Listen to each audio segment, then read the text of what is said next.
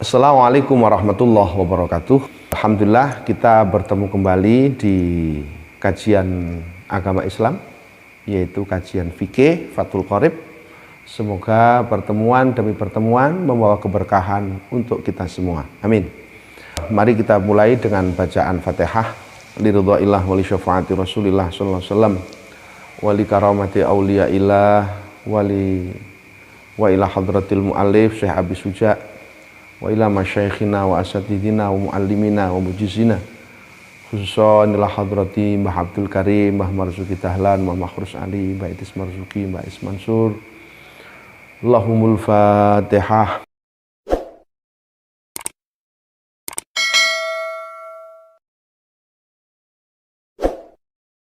Bismillahirrahmanirrahim. Sebelum materi kita lanjutkan, saya ingin menjawab beberapa pertanyaan dari teman-teman. Pertanyaan pertama ini dari Wusto 10. Pertanyaannya, Assalamualaikum, saya mau bertanya Ustadz, apakah seseorang yang sedang bernafsu tetapi tidak keluar sperma, tetapi hanya keluar cairan seperti pelumas, apakah itu diwajibkan untuk mandi besar? Salah satu hal yang menjadi penyebab mandi besar itu adalah keluarnya sperma. Nah, ciri-ciri sperma nanti di pertemuan yang akan datang akan ada yang seperti itu. Salah satu di antara tandanya adalah pada saat keluar dia merasakan nikmat. Ya, ada kenikmatan yang luar biasa. Kemudian keluarnya itu ada hentaan-hentaan yang kuat, atau bahasa yang enak itu moncrat gitu ya. Nah, ini bentuk laki-laki. Nah, cairan yang keluar, satu di antaranya baunya seperti putih telur, kemudian pada saat keluar itu terasa nikmat, kemudian ada hentaan yang kuat dari dalam. Ketika memenuhi seperti ini, salah satu dari ketiga hal ini, maka ini adalah menjadi bagian tanda-tanda sperma. Ketika ada seseorang yang punya nafsu kuat, kemudian tidak menemukan tanda salah satu dari tiga ini, ya, ini tanda-tanda seperti ini, maka orang ini tidak disebut sedang mengeluarkan sperma. Sehingga cairan-cairan yang keluar yang seperti dalam pertanyaan kamu menyatakan ada pelumas, maka ini tidak mewajibkan mandi. Dia adalah madhi. Madhi itu cairan bening, ya, yang bening, kemudian dia lengket, ya, ceket begitu. Nah, ini lengket atau ceket ini, dan ia tidak ketika keluar tidak merasakan nikmat, tapi ada rasa keleler gitu, ada yang keluar. Maka ini bukan disebut, tidak bisa disebut sperma atau mani, tapi disebut madhi. Sesuatu yang menjadi pengawal ketika orang merasakan nafsunya yang besar. Tapi madhi ini najis. Ketika mengenai mengenai celana dalam, maka celana dalamnya najis. Ketika mengenai sarung, sarungnya najis. Ketika mengenai celana, celananya juga najis. Jadi ada beda antara sperma dengan madhi. Nanti di belakang akan ada penjelasan tentang itu. Apa itu wadi, apa itu madhi, dan apa itu mani. Ya, sekelumit saja di awal saya singgung, karena nanti di belakang akan ada penjelasan lebih luas. Nah, sperma itu tidak najis, gitu loh. Dan tanda-tandanya tadi saya sampaikan, ketika keluar tadafuk, muncrat-muncrat, kemudian ada rasa nikmat ketika ia mengeluarkan. Nah, kemudian baunya juga terasa. Ini. Lah, tapi kalau madhi itu tidak ada bau, tidak ada rasa nikmat. Ya, keluarnya juga biasa-biasa saja. Madhi ini najis. Ia keluar ketika nafsu seseorang kuat. Intisyarul dzakar. Ya, ini kalau untuk laki-laki ada intisyarul dzakar. Sing koyo ngene iki lho. Najis tapi tidak mewajibkan untuk mandi. Pertanyaan berikutnya dari Wusto 9. Pertanyaannya adalah, dilihat dari wajibnya mandi besar itu kan salah satunya meratakan air ke seluruh rambut dan kulit. Pertanyaannya, seumpama saya mandi besar dan sudah meratakannya ke seluruh rambut dan kulit, tetapi saya tetap merasa ada yang kurang rata. Itu bagaimana mensikapinya Ustadz? Apakah saya harus yakin saja atau terus berusaha meratakan airnya? Terima kasih. Pertanyaan kamu ini berbicara tentang was-was. Jadi orang yang was-was, ini sudah sempurna apa belum? Ini sudah sempurna apa belum? Orang was-was itu dimulai dipengaruhi oleh dua hal. Satu, jahlun fil ilmi, ketidaktahuan seseorang tentang ilmu. Oleh karena itu mempelajari satu ilmu itu keharusan, agar kita betul-betul bisa masuk dan menyelami ilmu itu, sehingga bisa membedakan antara yang benar dan yang salah, yang halal dan yang haram, ya, kebenaran dan kebatilan. Itu fungsi kita mempelajari ilmu, sehingga tahu, oh ini loh rukun wudhu, ini loh syarat-syarat mandi, ini loh rukun-rukun mandi. Ketika itu terpenuhi, maka insya Allah tidak akan ada persoalan di dalam was-was. Hal yang kedua, itu karena khoblun fil akli, akalnya rusak. Sehingga muncul dalam perasaan, sudah sempurna akalnya berbicara, jangan-jangan belum sempurna, jangan-jangan belum sempurna. Ini diganggu oleh setan. Khoblun fil akli, rusaknya akal kita ini yang menyebabkan, padahal maaf, ilmunya sudah sempurna, sudah mempelajari tentang fikihnya, sudah mempelajari tentang tasawufnya, sudah sempurna, katakanlah begitu. Tapi kamu masih terjadi keraguan-keraguan. Itu munculnya karena khoblun fil akli, rusaknya akal seseorang. Nah, ini harus dilawan, Mas. Harus kamu lawan, dan siapapun yang menonton tayangan ini, nah, ini harus dilawan. Ya. Ada kaidah yang mengatakan al yakin la yuzalu bisyak. Keyakinan itu tidak bisa dihilangkan dengan keraguan-raguan. Kalau kamu sudah yakin dan sudah sempurna, jangan kau turuti perkataan hatimu, jangan kau turuti perkataan akalmu. Hilangkan itu semua dari beban-beban yang berada dalam hati dan pikiran. Kalau itu yang terjadi, kamu akan sukses nantinya. Jadi gak duwe perasaan was-was, gak duwe perasaan jangan-jangan belum, jangan-jangan ini belum sempurna. Itu terlalu menuruti kata hati, yang dalam bahasa agama disebut dengan istilah khoblun fil akli, rusaknya akal. Pertanyaan berikutnya, ini dari Rosita Indah Pratiwi dari Wlingi Blitar, Prodi BKI. Ustadz, saya mau tanya ini. Saya pernah dengar kalau untuk anak perempuan yang haid itu harus mengumpulkan rambutnya saat jatuh dengan disengaja, seperti saat sisiran. Tapi saya juga pernah dengar untuk tidak mengumpulkan rambutnya saat haid.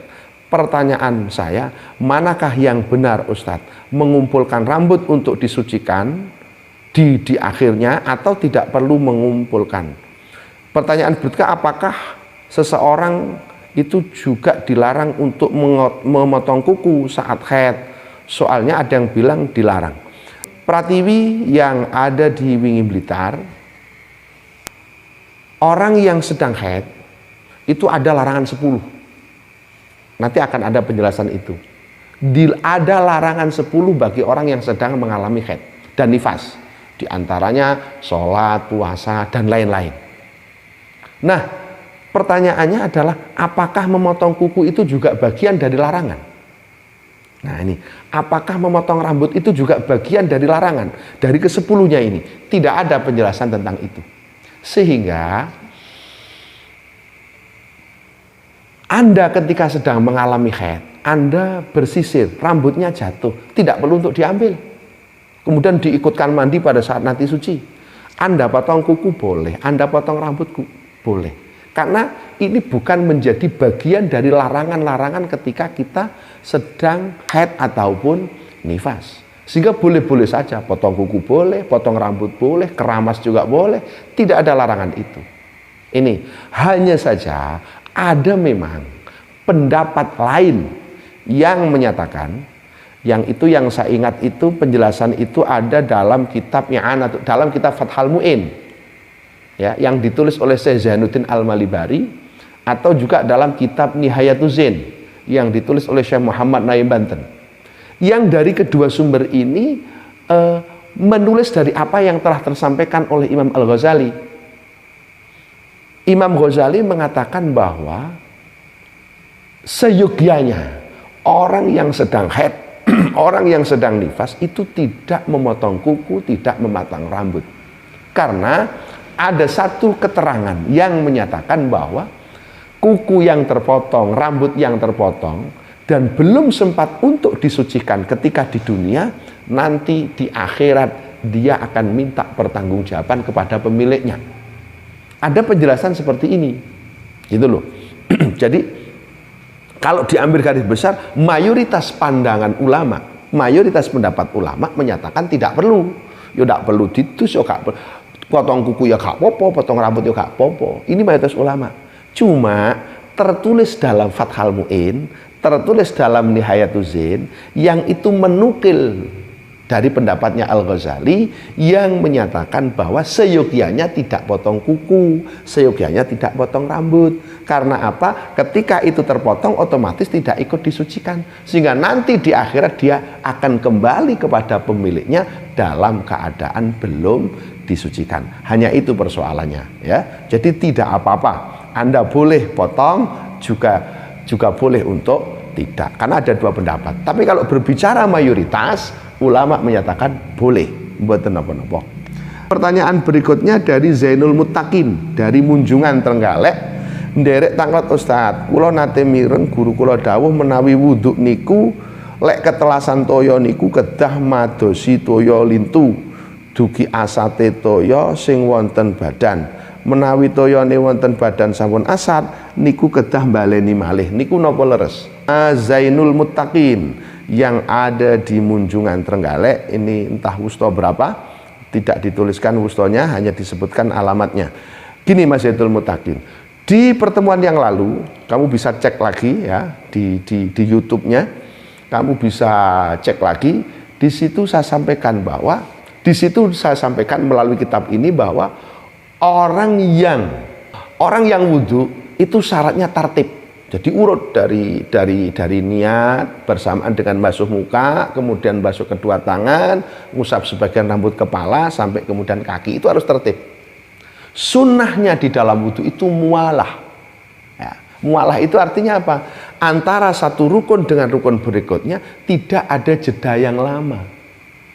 Jadi mari basuh muka langsung basuh tangan. Lah pertanyaannya, ketika dia basuh muka selesai, keran mati. Sementara tidak ada sumur yang bisa untuk itu. Akhirnya saya cari ke tempat yang lain. Berarti antara basuh muka dengan kedua tangan, basuh kedua tangan untuk berikutnya akan jedanya lama. Itu menandakan tidak mualah, berarti tidak mendapatkan kesunahan. Nah, lek wis sampai asat apa kudu baleni? Tidak. Karena tidak ada syarat sat utawa gak. Syaratnya yang penting tartib. Yang penting ini, habis ini, habis ini. Hanya itu. Cuma kalau kamu kasih jadwal waktu lama, kamu memutus mualah. Kamu tidak melaksanakan ittisal bainal udwain, persambungan antara dua anggota yang dibasuh. Tapi Anda mengfasil terpisah, berarti namanya tidak mualah. Nah, tidak mualah ini tidak membatalkan wudhu atau harus mengulang wudhu dari awal.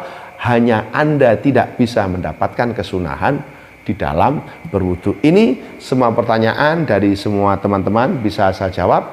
Untuk berikutnya kita nambah materi. Bismillahirrahmanirrahim. Wal ightisalu utawi piro-piro adus al masnunatu kang den sunnahaken iku sab'ata asyara ana 17. Apane huslan aduse. Rupane huslul jum'ati adus Jumat. Wal idaini lan adus riyala luru. Wal istisqa ilan adus krono salat istisqa utawa krono arep njaluk udan. Wal khusufilan salat arep salat gerhana rembulan. Wal kusufilan adus krono salat kusuf gerhana matahari. Wal huslulan adus min ghuslil mayiti saking basuh mayit. Wal ghuslulan adus min ghuslil mayiti saking basuh mayit. Wal kafirulan wong kafir idza aslama nalikane mlebu Islam sapa kafir. Wal majnunulan wong edan. wal mugma alaih lan wong semaput idza afaqa nalikane waras sapa majnun lan mugma alaih wal ghuslu lan adus indal ihrami ing dalem nalikane ihram walidukhuli Makkah lan krana mlebu tanah Mekah walil wukufi lan krana wukuf bi Arafata ing dalem tanah Arafah walil mabiti lan krana nginep bi Musdalifata ing dalem tanah Musdalifah wali ramyil jimari lan krana mbasuh lan krana mbalang jumrah as-salasi kang telu walit tawafi lan krana tawaf wali sa'yi lan krana sa'i wali dukhuli madinati Rasulillah lan krana mlebu tanah Madinah Rasulillah sallallahu alaihi wasallam. Oke, saya jelaskan. Mandi itu ada yang mandi wajib, ada yang mandi sunnah, ada yang mandi biasa, ya karena kita harus mandi biasa gitu. Ada yang mandi wajib, ya karena penyebabnya banyak, ya. Nah, kemudian ada juga mandi itu yang hukumnya sunnah. Jadi mandi sunnah, artinya ketika kamu melaksanakan ini mendapatkan pahala. Andaikan kamu tidak mandi sekalipun juga tidak gak ono opo-opo nih, gak ngelabeti, tapi ketika Anda melakukan berarti Anda mendapatkan kesunahan. Yang pertama adalah jumlahnya ada 17. Yang pertama ghuslul Jum'ah. Jadi ketika hari Jumat itu Anda harus Anda mandi Jum'ah, gerujukan dari atas ke bawah. Maka Anda mendapatkan kesunahan. Nah, ini nawaitu ghuslal Jum'ati sunnatan. Jadi mandi Jum'ah. Kemudian wal idain, mandi ketika hendak melaksanakan sholat hari raya. Baik itu hari raya Idul Fitri maupun Idul Adha, gerujukan sikurus. Tapi semuanya harus diniati mandi. Lek kok niati ya gak ono. Karena sesuatu yang diniati dengan tidak, ini akan berbeda. Podo-podo lungguh nang masjid, siji mek lunggah-lungguh tok karo siji sing diniati lungguh iktikaf. Maka sama-sama duduk itu juga akan beda. Jadi segala sesuatu itu harus diniati. Ini mandi Jumat, ini mandi wajib, ini mandi sunnah lah, itu harus diniati ngeten. Wal istisqai, dan mandi karena hendak melaksanakan sholat istisqa, sholat untuk minta hujan. Kemudian wal khusufi wal kusuf, sholat karena ingin melaksanakan sholat gerhana rembulan, juga sholat untuk melaksanakan sholat gerhana matahari. Wal ghuslu min ghuslil mayit, Anda mandi setelah memandikan mayit. Jadi wal ghuslu min ghuslil mayit, jadi adus dari memandikan mayit. Jadi bar ngedusi mayit iko Anda mandi, itu hukumnya sunnah. Oke.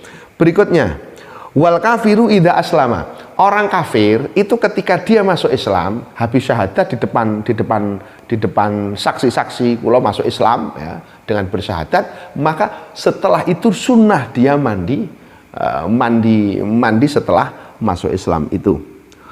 Wal majnun wal mughma alaih idza afaqa, orang gila kemudian orang yang pingsan ketika dia telah sembuh maka disunnahkan untuk mandi gerujukan seperti itu. Mughma alaih itu kadang masuk dalam pengertian ini pingsan, orang epilepsi ya. Jadi epilepsi itu ayanan itu mengalami kehilangan akal. Sekalipun hanya 2 atau 3 menit dia disunahkan kalau sudah sembuh. Wal ghuslu indal ikhram, mandi ketika ikhram ya di Mekah. Walidukhuli Makkah, masuk tanah Mekah. Wal wukuf di Arafah, ketika masuk untuk wukuf di Arafah itu sunnah. Wal mabit bi Musdalifah, menginap di tanah Musdalifah.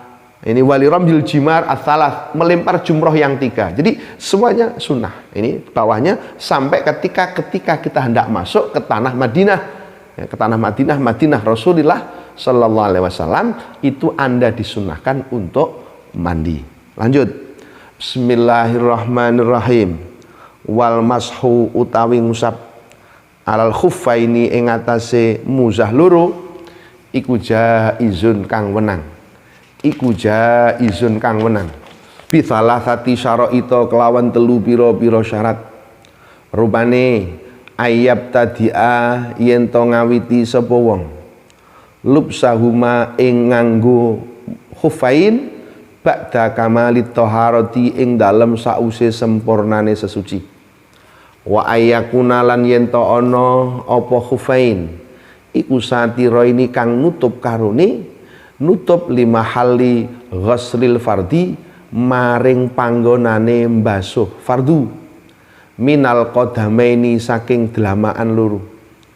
Wa ayyakuna lan yen ta ana apa khufain iku mimma setengah saking barang yumkinu kang kongang apa tatabuul masyi nuli-nuline lumaku alaihima ing atase khufain wa yamsahulan kena ngusap sapa al mukimu wong kang mukim yauman ing dalem sak dina walailatan lan sak wengi wal musafiru lan wong musafir salasata ayamin ing dalem telu pira-pira dina bilayalihinna kelawan pira-pira wengine salasati ayam wabtidaul muddati utawi kawitane mangsa ya telung dina apa sedina iku min hiniyah dusu awit mangsane hadas sapa wong ba'da labsil khuffaini ing dalem sakwuse nganggo muzah loro fa in masaha mongko lamun ngusap sapa wong fil hadari ing dalem omah bar ngono summa safara nuli lunga sapa wong au masaha utawa ngusap sapa wong fil hadari fis safari ing dalem pelungan summa aqama nuli mukim sapa man atama mongko nyempurnaaken sapa man masha mukimin kelawan kaya ngusape wong kang mukim wayab tululan batal opo almashu ngusap muzah bisalasati asya'a kelawan telu pira-pira suwiji-wiji rupane telu bi khalaihima kelawan nyepot khufain wang qidha'il muddati lan tutuke mangsa atau habisnya masa wa malan barang yujibu kang netepaken apa ma al ghusla ing adus. Bismillahirrahmanirrahim, saya persingkat saja penjelasannya. Wal maswal khufain jaiz. Muzah itu apa toh? Muzah itu sepatu, ya, sepatu. Tapi di Indonesia ini entah sudah ada atau belum, ya, pabrik itu. Ya, karena di Indonesia tidak berlaku seperti ini. Ini berlaku di tanah, mungkin berlaku banyak di Timur Tengah, ya, di daerah Timur Tengah yang memang suhunya panas atau memang daerahnya banyak yang tandus. Nih, ini muzah itu jadi sejenis sepatu. Nah, jadi orang pakai, nanti kamu bisa lihat di gambar-gambarnya ada, kamu lihat saja di beberapa kamu cari di internet mungkin gambar-gambar muzah itu seperti apa. Ini kamu bisa lihat di sana. Nah, penggunaan muzah itu seperti apa toh? Orang boleh pakai muzah itu syaratnya 3. Jadi yang kayak sepatu itu loh ya. Jadi sepatu ini bentuk sepatu. Nanti kamu lihat gambarnya di internet, coba dicari. Nah, ini itu boleh dengan 3 syarat. Pertama, ayyab tadi'a lubsahuma ba'da kamalit thaharah. Kamu boleh pakai muzah itu pertama kali yang harus kamu lakukan, kamu wudhu sempurna dulu. Jadi wudhu itu sempurna, habis wudhunya sempurna baru kamu pakai muzah. Itu yang pertama. Oke, sehingga nanti pada wudhu yang kedua, pada wudhu yang kedua ini kamu tidak lagi ngusap kakinya, cukup dengan mengusap sepatu yang disebut muzah tadi itu. Cukup diusap itu tok. Ngono loh. Jadi tidak perlu wudhu lagi. Karena apa? Syarat pertama, ketika kamu mau pakai muzah, wudhunya udah sempurna dulu. Habis itu pakai muzahnya. Begitu nanti batal, katakanlah jarak 2 jam kamu batal, apakah muzah dilepas? Kalau ingin dilepas monggo. Tapi andai-andaikan tidak dilepas boleh. Lah piye lek basuh sikile ya apa? Kakinya cukup diusap sepatunya saja. Oke. Yang nomor 2, wa ayyakuna satiraini limahali ghuslil fardi minal qadamain. Muzah itu harus bisa menutup tempat batas minimal tempat basuhan fardu. Berarti apa? Polok. Jadi mata kaki. Jadi tidak boleh sepatu yang bentuk muzah sehingga bisa diusap tok itu tidak boleh di bawah mata kaki, harus di atas mata kaki. Pas tok pas nang polok itu. Tapi tidak mungkin rada didukura titik dilebihi 2 cm begitu dhuwure muzah. Ini muzahnya harus seperti ini, gitu loh. Ya. Jadi gak oleh muzah kok kayak sepatu-sepatu yang dipakai anak-anak sekolah. Itu kan tidak di atas mata kaki, di bawah mata kaki semua itu. Itu tidak boleh. Kalau itu yang terjadi, maka wudhunya kakinya harus dibasuh. Ngono loh, lek gak ngono gak oleh. Nih. Yang nomor 3, wa ayyakuna mimma yumkinu tatabul masyi alaihima. Muzah itu menjadi kebiasaan untuk selalu dipakai itu. Jadi nuli lumaku. Jadi terus-menerus pakai berjalan dengan kedua muzah ini. Wes, itu selesai. Berikutnya sekarang sampai berapa batasan orang boleh pakai muzah? Di sini dinyatakan wayam sahul muqimu yauman walailah. Orang yang berada di dalam rumah tidak bepergian, ya, orang yang mukim di sekitar itu, di rumah di wilayah sendiri, bukan sebagai seorang musafir, ya, maka batas maksimalnya adalah sehari semalam. Jadi sehari semalam artinya apa? Katakanlah andai kata ini orang yang mukim lah ya. Andai kata dia pakai muzah jam 7 pagi, maka habisnya masa untuk memakai ya jam 7 pagi besoknya. Sehingga untuk besoknya kalau mau pakai muzah lagi ya kudu diisui dhisik sikile, wudu secara sempurna, mari ngono lek wis sempurna pakai muzah lagi. Kekuatannya sehari semalam. Besoknya lagi wudu lagi. Sehingga ketika jam 7 itu dipakai, nanti sholat duhur batal. Ya wudunya enggak perlu dicuci kakinya, cukup muzahnya. Sore wudu untuk sholat asar katakanlah, atau maghrib atau isya, wudunya batal, cukup diusap muzahnya. Baru untuk besoknya jam 7 nek pengen diusap lagi, harus dimulai dengan cara wudu dulu secara sempurna. Ini untuk orang yang mukim. Walil musafir salah satu ayamin bilayalihinna. Bagi orang musafir 3 hari 3 malam. Andekan katakanlah begini, hari Senin jam 7 pagi dia pakai muzah, maka habisnya kapan? Senin, Selasa, Rabu, berarti Kemis. Nah, ini Senin, Selasa, Rabu, berarti Kemis jam 7 pagi itu sudah habis masa untuk memakai muzah. Kalau ingin dipakai lagi ya wudhu lagi dari awal secara sempurna, lagi muzah dipakai maneh, engkau bisa menjadi 3 hari. Lah wabtidaul muddati min khina wabtidaul muddati min hina yahdusu ba'da lubsil khufain. Lah hitungane kapan? Hitungan 3 hari 3 malam atau ukuran 1 hari 1 malam dimulai dari dia hadas. Jadi begitu dia hadas selesai wudhu, lah itu baru pakai menjadi ukuran habis dan tidaknya masa untuk bisa memakai muzah. Sederhana ini loh, ukurannya dimulai tekondi to, ukuran sedino sewengi. Ketika dia hadas dari memakai muzah, yaitu dihitungnya 3 harinya dari situ atau 1 hari dari situ. Angger wis wudu pakai jebret, itu loh kamu dihitung jam 7 katakanlah, yaitu dimulainya dari jam 7 itu. Oke. Fa'in masakha fil hadar summa safaro au masakha fi safar summa aqama atamma masakha muqimin. Kan tadi disampaikan 1 hari 1 malam, orang yang di rumah jelas 24 jam, 1 hari 1 malam. Orang yang bepergian dia adalah 3 hari 3 malam. Ini kasusnya berbeda.